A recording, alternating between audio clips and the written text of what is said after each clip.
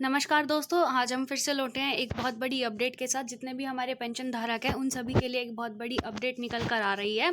जैसा कि आप आपकी स्क्रीन पर देख पा रहे हैं कि एक लेटर है। ये लेटर लिखा गया है रिकॉर्ड ऑफिस की तरफ से, मतलब द रिकॉर्ड सिग्नल की तरफ से, और ये लिखा गया है the chief manager of union bank CPPC।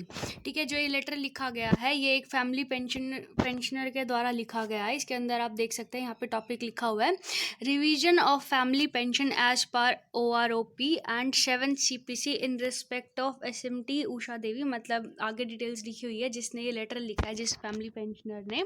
और उसके आगे ये भी मेंशन किया है इन्होंने, जैसा कि आप देख ही रहे हैं, it is intimidated that SMT Usha देवी, आगे उनकी डिटेल्स लिखी हुई है, who is drawing family pension from union bank of India, has requested that she is not being paid revised rate of family pension as per OROP circular number 555 dated 4th Feb 2016 and 7 CPC circular number 570 dated 31st October 2016।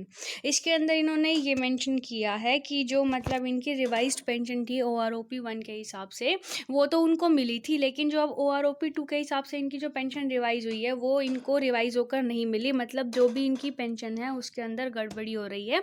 तो उससे related इन्होंने यहाँ पे letter लिखा और नीचे फिर इन्होंने अपनी मतलब डिटेल्स लिखी, जो भी मतलब इनकी फैमिली में वर्किंग में थे उनके बारे में, date of decrees, date of enrolment, मतलब सारी जो डिटेल्स थी उनकी वो सारी मेंशन की गई।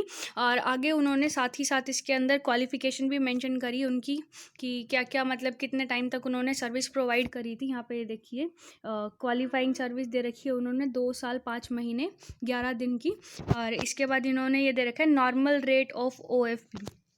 इसके अंदर दे रखा है यहाँ पे 4302 इंटू 2.57 फैक्टर से इसको मल्टीप्लाई करा तो इनकी 11,056 बन रही है, और DA 42% लगाने से इनकी टोटल बन रही है 15,700। तो इस हिसाब से अगर देखा जाए तो OROP 2 अगर मतलब रिवीजन के हिसाब से भी देखें तो ये 11,000 जो 56 रुपये है, इसको बढ़ाकर OROP 2 के हिसाब से ये हो जाएगा 12,747 रुपये। तो अभी इसके अंदर फिर ये लिखा गया है, लास्ट में इन्होंने साथ में ये मेंशन किया है, इन view of the above you are requested to pay correct rate of family pension and its arrears as per OROP and PCDA P Prayagraj circular above। मतलब जो ऊपर सर्कुलर above मेंशन किया गया है उसके हिसाब से उनको जो भी OROP 2 का उनका एरियर बन रहा है, मतलब जितना भी एरियर बचा हुआ है वो सारा पे कर दिया जाए।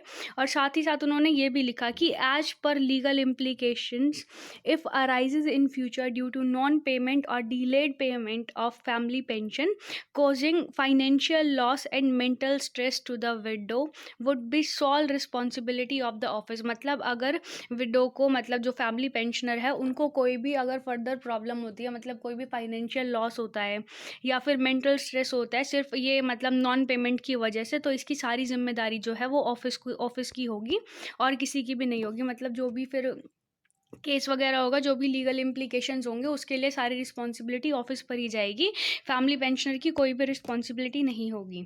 और जो ये कॉपी है ये एक बैंक मैनेजर को भी भेजी गई है और जो जिसने अप्लाई किया उनको भी भेजी गई है, और सारी डिटेल्स इसके अंदर मेंशन की गई है जैसा कि आपको हमने दिखा ही दिया। तो इसके अंदर लिखा हुआ है, you are requested to revise correct family pension and arrears to the widow to of above name decrees as per revise rate. मतलब एक तरह से उन्होंने अप्लाई किया है कि जो भी उनके एरियर्स रह रहे हैं उनको जल्दी से जल्दी प्रोवाइड कर दिए जाएं।